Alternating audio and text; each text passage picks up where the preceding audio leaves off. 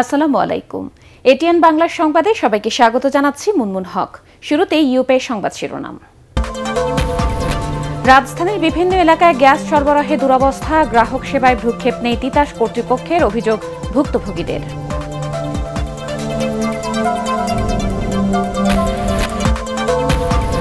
জাতীয় নির্বাচনের আগেই খালেদা জিয়া মুক্ত হবেন, তার নেতৃত্বে নির্বাচনে লড়বে বিএনপি, বলছেন দলটির নীতি নির্ধারকরা।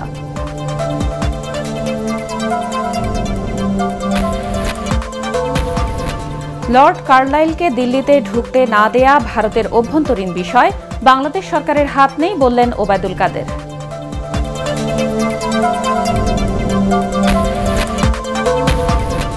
ভূগর্ভস্থ পানির স্তর নেমে যাওয়ায় সিলেটের চাহিদার তুলনায় পানি সরবরাহ কম, সমাধান না হলে ভবিষ্যতে সংকটে বাড়বে বলছেন বিশেষজ্ঞরা।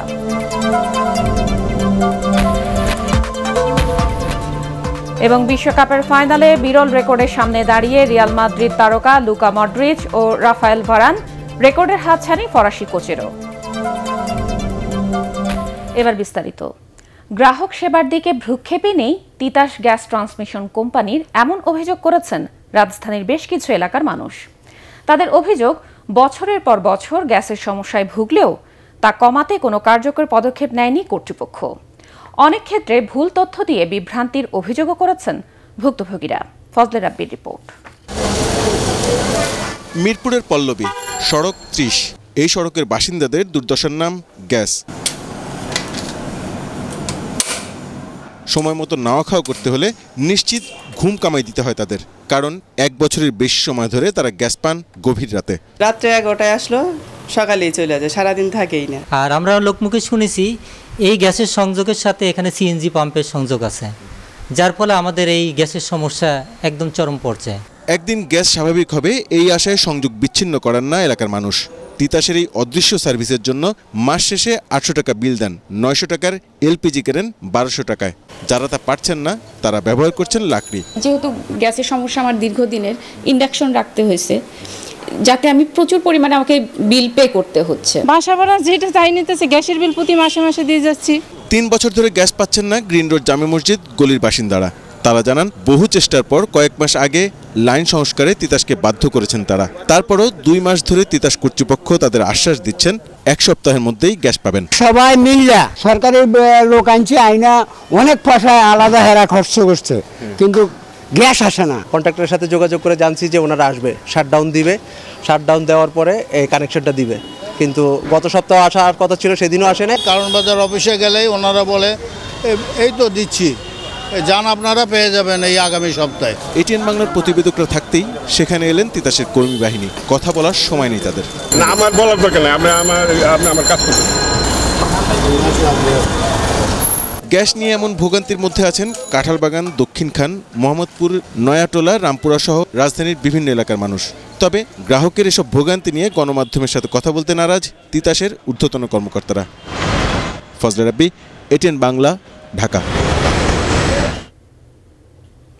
জাতীয় নির্বাচনের আগেই বেগম খালেদা জিয়া মুক্ত হবেন এবং তার নেতৃত্বেই বিএনপির নির্বাচনে অংশ নেবে। রাজধানীতে আলাদা অনুষ্ঠানে বিএনপির নীতি নির্ধারকরা একথা বলেন। বিএনপিকে নিয়ে দলের ভেতরে বাইরে নানা ষড়যন্ত্র হচ্ছে মন্তব্য করে তারা নেতাকর্মীদের সজাগ থাকার আহ্বান জানান। ভোটের রায় ছিনিয়ে নিতে ৩ সিটিতে বিএনপি নেতাকর্মীদের গ্রেপ্তার সহ নানাভাবে হয়রানি করা হচ্ছে বলেও অভিযোগ করেন নেতারা। মইনুল আহসানের রিপোর্ট। একাদশ জাতীয় সংসদ নির্বাচনের সময় ঘনিয়ে এলেও এতে বিএনপির অংশগ্রহণ নিয়ে এখনও রয়ে গেছে অনিশ্চয়তা। জাতীয় প্রেস ক্লাবে আলোচনা সভায় দলের নীতি নির্ধারক ব্যারিস্টার মওদুদ আহমদ জানালেন, দলীয় প্রধান বেগম খালেদা জিয়ার মুক্তি এখন তাদের প্রধান লক্ষ্য। যতই তারা কলাকৌশল করুক না কেন, যতই তারা ষড়যন্ত্র করুক না কেন, তিনি মুক্ত হবেন এবং নির্বাচনের আগেই আমরা তাকে মুক্ত দেখতে পারবো এবং বেগম খালেদা জিয়াকে সাথে নিয়েই আমরা নির্বাচন করব। তাকে ছাড়া বাংলাদেশে কোনো সুষ্ঠু নির্বাচন হবে না। একই স্থানে আরেক আলোচনা সভায় বিএনপি স্থায়ী কমিটির সদস্য মির্জা আব্বাস নেতাকর্মীদের সতর্ক করে দিয়ে বলেন, দলীয় ঐক্যে ফাটল ধরাতে নানা ষড়যন্ত্র শুরু হয়েছে। এই দেশকে নিয়ে, এই দেশের স্বাধীনতাকে নিয়ে দেশের ভিতরে, দেশের বাইরে, আবার বিএনপির ভিতরে এবং বিএনপির বাইরে একটা চক্রান্ত হচ্ছে। যাতে করে দেশনেত্রী বেগম খালেদা জিয়া জেল থেকে বেরোতে না পারে।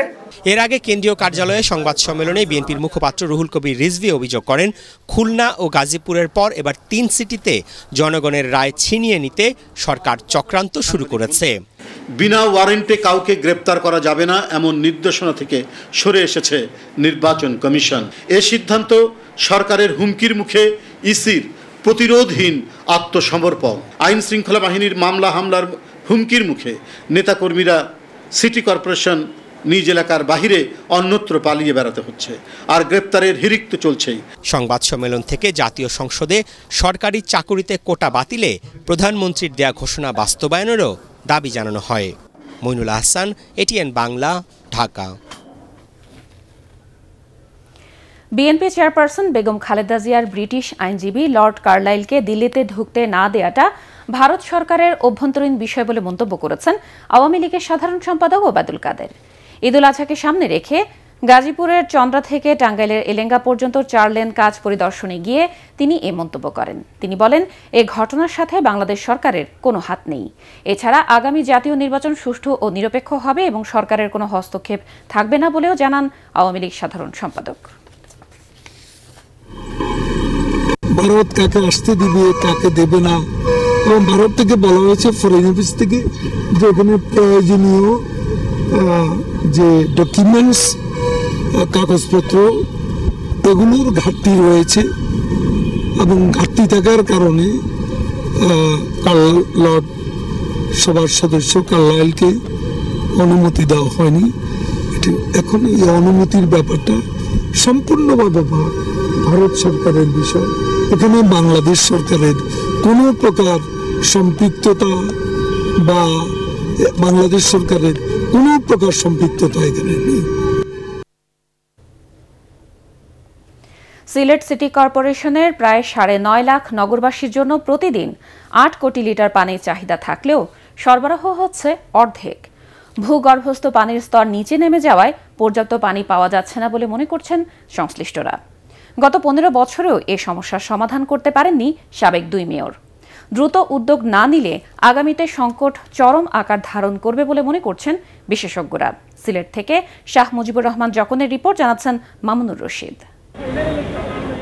সিলেট সিটি কর্পোরেশন এলাকায় প্রতিদিন পানির চাহিদা 8 কোটি লিটার। একটি পুরনো পানি শোধনাগার ও কয়েকটি নলকূপ দিয়ে এ চাহিদার মাত্র অর্ধেক অর্থাৎ 4 কোটি লিটার পানি সরবরাহ হচ্ছে। এতে প্রতিনিয়তই সমস্যার মধ্যে পড়ছেন নগরবাসী।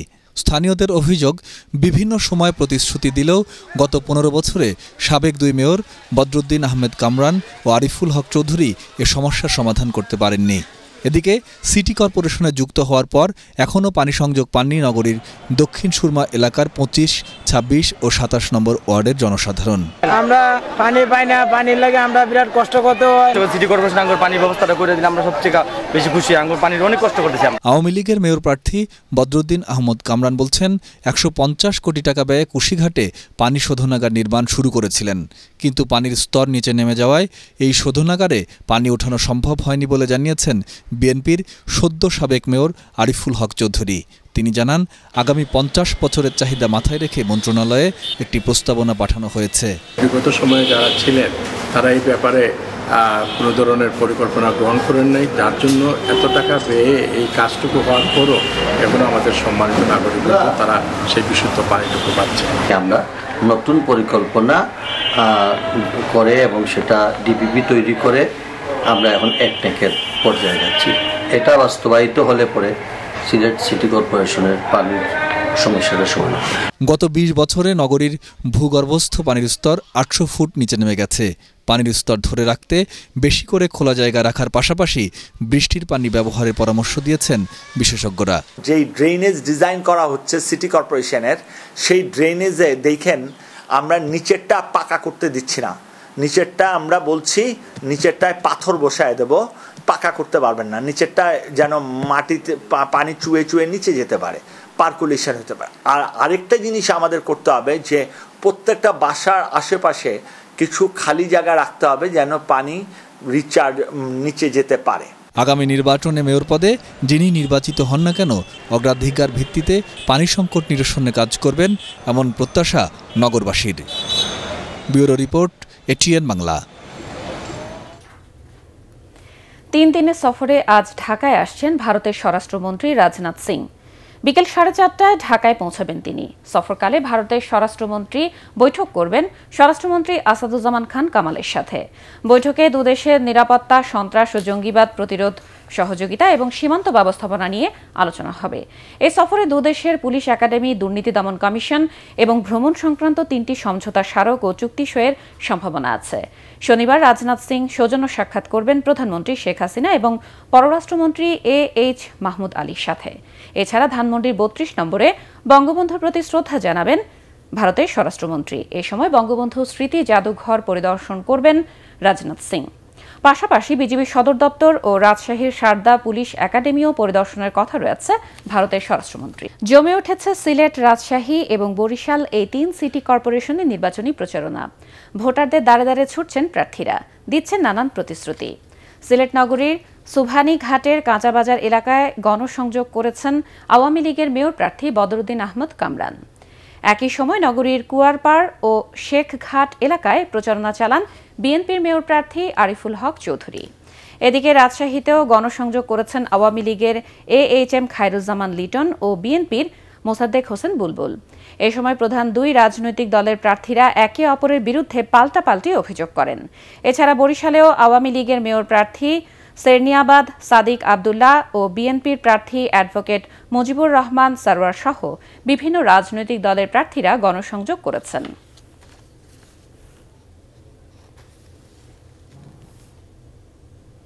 বিএফইউজে বাংলাদেশ ফেডারেল সাংবাদিক ইউনিয়নের নির্বাচনে ভোট গ্রহণ চলছে। জাতীয় প্রেস ক্লাব প্রাঙ্গণে সকাল 9টায় শুরু হয়েছে ভোট গ্রহণ, চলবে বিকেল 5টা পর্যন্ত। এবারের নির্বাচনে 10টি পদের বিপরীতে 2টি প্যানেল সহ মোট 33 জন প্রার্থী প্রতিদ্বন্দ্বিতা করছেন। একটি প্যানেলে সভাপতি পদে ওমর ফারুক ও মহাসচিব পদে শাবান মাহমুদ এবং অপর প্যানেলে সভাপতি পদে আব্দুল জলিল ভূঁইয়া ও মহাসচিব পদে জাকারিয়া কাজল প্রতিদ্বন্দ্বিতা করছেন। এছাড়া সভাপতি পদে স্বতন্ত্র প্রার্থী হিসেবে লড়ছেন মোল্লা জালাল।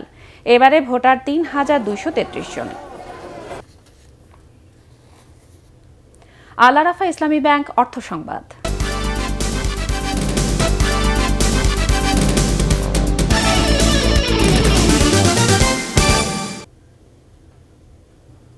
গত 2 সপ্তাহেও কমেনি ডিমের দাম। 1 ডজন ডিম কিনতে এখন গুনতে হচ্ছে 95 থেকে 100 টাকা পর্যন্ত, অর্থাৎ ডিম প্রতি দাম বেড়েছে প্রায় 2 টাকা। এদিকে বৃষ্টির কারণে সরবরাহ কমে যাওয়ায় বাড়তি দামে বিক্রি হচ্ছে কাঁচামরিচও। বিস্তারিত আদ্দিন সজীবের রিপোর্টে। ক্রেতাদের অভিযোগ আর বিক্রেতাদের নানা অজুহাত, এই শব্দ দুটি একটু বেশি পরিচিত কাঁচা বাজারে। ক্রেতারা বলছেন কখনো বৃষ্টি, কখনো বা সিন্ডিকেটের সৃষ্টি, কমে না শুধু দামের বাড়তি। হাই সোসাইটিতে যারা আছে যাদের কোনো সমস্যা হয় না, তারা কিছুই বলছে না, কিন্তু আমরা আবার নিম্ন শ্রেণীর লোকজন, তাদের জন্য সমস্যা হয়ে যাচ্ছে। এই যেমন ডিমের দাম একটু বেশি ভাবাচ্ছে ক্রেতাদের। গত 2-3 মাসে ডিমের ডজন 70-80 টাকার মধ্যে থাকলেও এখন তা গুনতে হচ্ছে 95 থেকে 100 টাকা পর্যন্ত। গত মাসে কিনেছিলাম 75 টাকা ডজন, আজকে 100 টাকা ডজন। ঈদের পর থেকে এমন হচ্ছে, অনেক ক্রাইসিস দেখাচ্ছে মালের। কাঁচামরিচের ঝাল খেতে ক্রেতাদের গুনতে হচ্ছে কেজি প্রতি 160 টাকা পর্যন্ত, যা গত রমজানের তুলনায় প্রায় 3 গুণ। গতকাল অন্য একটা বাজারে কাঁচামরিচের দাম 160 টাকা কেজি দেখলাম, কিন্তু আজকে এই দোকানটায় 300 টাকা কেজি যাচ্ছে। আকাশ খারাপ, ডেলি বৃষ্টি, এখন খেতে পানি, খালি এক জায়গায় মরিচে চলে মানিকগঞ্জের। মরিচের দামটা একটু বেশি। বাড়তি দামে কিনতে হচ্ছে সবজিও। সপ্তাহের ব্যবধানে করলা, বেগুন, ঝিঙা, শসার দাম কেজিতে বেড়েছে 5 থেকে 10 টাকা পর্যন্ত। একই তরকারি এক এক জায়গায় এক এক রকম। শুক্রবারে সবচেয়ে একটু ভিড়, চাহিদা, গাড়ি আসে না, আটকা পড়া থাকে, এতে মালের দাম একটু প্রচন্ড পরিমাণের বাড়ে। মনিটরিং সেরকম আছে বলে মনে হয় না, হঠাৎ আসে এটা 2-1 জায়গায় দোকান হঠাৎ দেখে যায়। বেড়েছে মাছের দামও। পুরো এখনো মৌসুম আসে না, এজন্য ইলিশ একটু দাম বেশি। তবে পেঁয়াজের দাম কিছুটা ওঠানামা করলেও আগের দামেই বিক্রি হচ্ছে আদা ও রসুন। খুব একটা হেরফের নেই মাংসের বাজারে। আদ্দিন সজীব, ATN বাংলা, ঢাকা। আন্তর্জাতিক সংবাদ।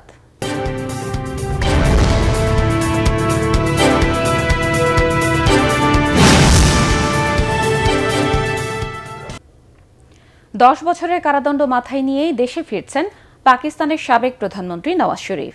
মেয়ে মরিয়ম শরীফকে সাথে নিয়ে বৃহস্পতিবার লন্ডন থেকে পাকিস্তানের উদ্দেশ্যে রওনা হয়েছেন তিনি। তাদেরকে বিমানবন্দরে বিদায় জানাতে গিয়ে লন্ডন পুলিশের সাথে হাতাহাতিতে জড়ানোয় নওয়াজ শরীফের 2 নাতিকে গ্রেপ্তার করেছে ব্রিটিশ পুলিশ। বিকেলের দিকে তাদের লাহোর পৌঁছার কথা রয়েছে। দেশে ফেরার পরে নওয়াজ শরীফ ও মরিয়ম শরীফকে রাওয়ালপিন্ডি কারাগারে নেওয়া হবে বলে জানা গেছে। লন্ডনের অ্যাভেনফিল্ড অ্যাপার্টমেন্টে অবৈধ সম্পদ রাখার দায়ে গত সপ্তাহে নওয়াজ শরীফকে 10 বছর এবং তার মেয়ে মরিয়ম শরীফকে 7 বছরের কারাদণ্ড দেয় পাকিস্তানের আদালত। এর আগে দুর্নীতির দায়ে আদালতের আদেশে প্রধানমন্ত্রী পদ ছাড়তে বাধ্য হন পাকিস্তান মুসলিম লীগ PMLN প্রধান নওয়াজ শরীফ। টাঙ্গাইল, বগুড়া ও যশোরে আইন শৃঙ্খলা বাহিনীর সাথে বন্দুকযুদ্ধে 3 জন নিহত হয়েছে। গতরাতে বিভিন্ন সময়ে এসব ঘটনা ঘটে। টাঙ্গাইলের বেগুনটালে র্যাবের সাথে বন্দুকযুদ্ধে আফজাল নামের একজন নিহত হয়। তার বিরুদ্ধে বিভিন্ন থানায় মাদকের একাধিক মামলা রয়েছে বলে জানায় র্যাব। এদিকে বগুড়া শহরে দুদলের সংঘর্ষের পর পুতুমিয়া নামে এক মাদক ব্যবসায়ীর মৃত্যু হয়েছে বলে পুলিশ জানিয়েছে। পুতুমিয়া বগুড়ার আলোচিত কলেজ ছাত্রী ধর্ষণ মামলার প্রধান আসামি তুফান সরকারের বড় ভাই। এছাড়া যশোরের চৌগাছায় দুদল মাদক ব্যবসায়ীর মধ্যে বন্দুকযুদ্ধে একজন নিহত হওয়ার খবর জানিয়েছে স্থানীয় পুলিশ।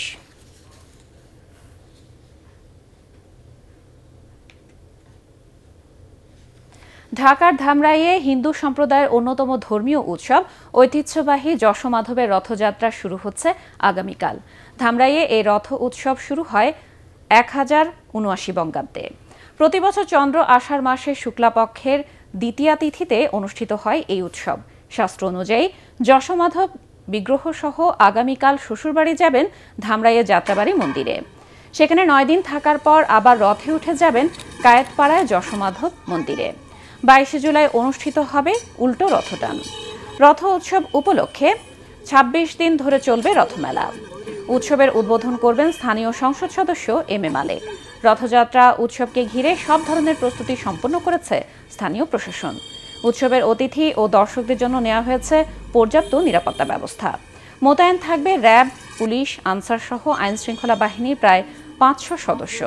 বিভিন্ন গোয়েন্দা সংস্থার সদস্যরা সাদা পোশাকে দায়িত্ব পালন করবেন। সেই সাথে রথযাত্রা এলাকায় বসানো হয়েছে সিসিটিভি ক্যামেরা।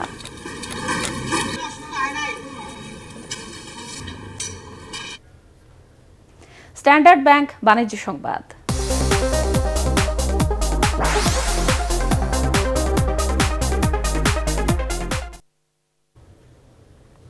আন্তর্জাতিক অলিম্পিক কমিটির প্রতিষ্ঠাবার্ষিকী উপলক্ষে ঢাকা সহ বিভিন্ন শহরে পালিত হচ্ছে অলিম্পিক ডে।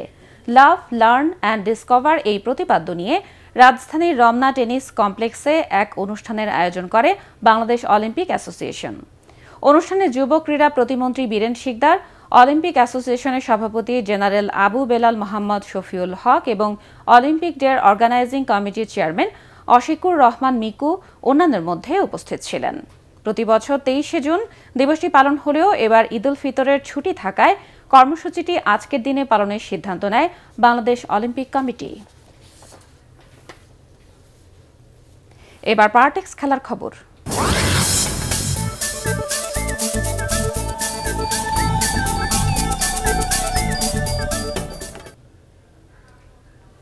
বাছাই পর্বের সেমিফাইনালে স্কটল্যান্ডকে 49 রানে হারিয়ে নারী টি-20 বিশ্বকাপে চূড়ান্ত পর্বে খেলার যোগ্যতা অর্জন করল বাংলাদেশ।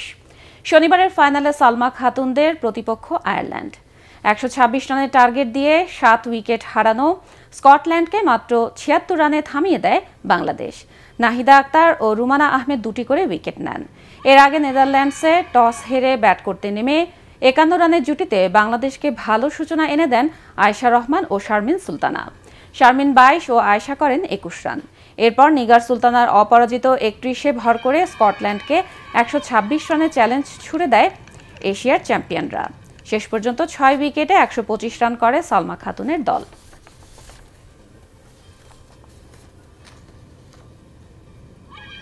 কিংস্টনে দ্বিতীয় টেস্টের প্রথম দিন শেষে বাংলাদেশের বিপক্ষে 4 উইকেটে 295 রান তুলেছে ওয়েস্ট ইন্ডিজ।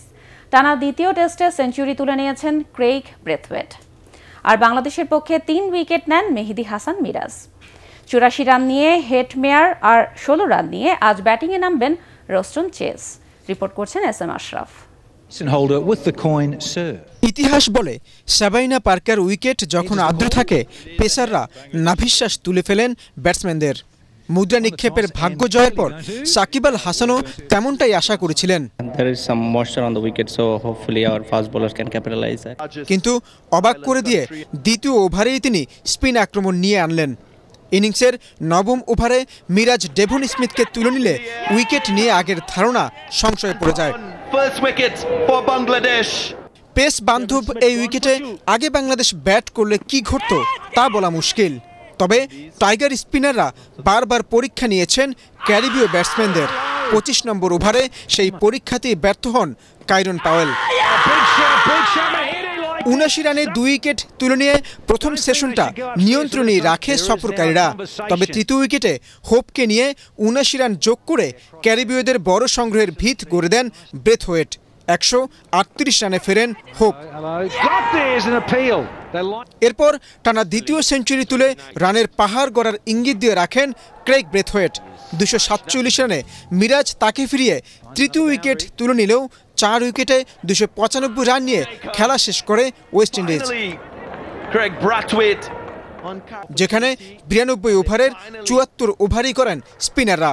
তাই 3 বিশেষজ্ঞ স্পিনার নিয়ে একাদশ সাজানো বাংলাদেশের সিদ্ধান্তকে আপাতত সফলই বলতে হচ্ছে। S M Ashraf, ATN Bangla. শেষ করার আগে ইউপে সংবাদ শিরোনাম আরেকবার। রাজধানীর বিভিন্ন এলাকায় গ্যাস সরবরাহে দুরবস্থা, গ্রাহক সেবায় ভ্রুক্ষেপ নেই তিতাস কর্তৃপক্ষের, অভিযোগ ভুক্তভোগীদের।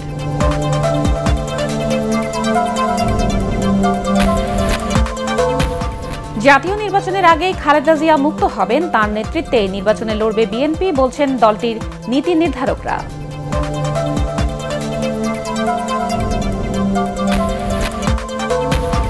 লর্ড কার্লাইলকে দিল্লিতে ঢুকতে না দেয়া ভারতের অভ্যন্তরীণ বিষয়, বাংলাদেশ সরকারের হাত নেই বললেন ওবায়দুল কাদের।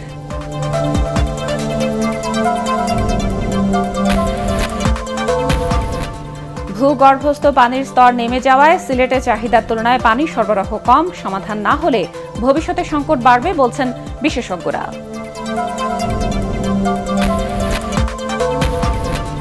এবং বিশ্বকাপের ফাইনালে বিরল রেকর্ডের সামনে দাঁড়িয়ে রিয়াল মাদ্রিদ তারকা লুকা মডরিচ ও রাফায়েল ভারান, রেকর্ডের হাতছানি ফরাসি কোচেরও।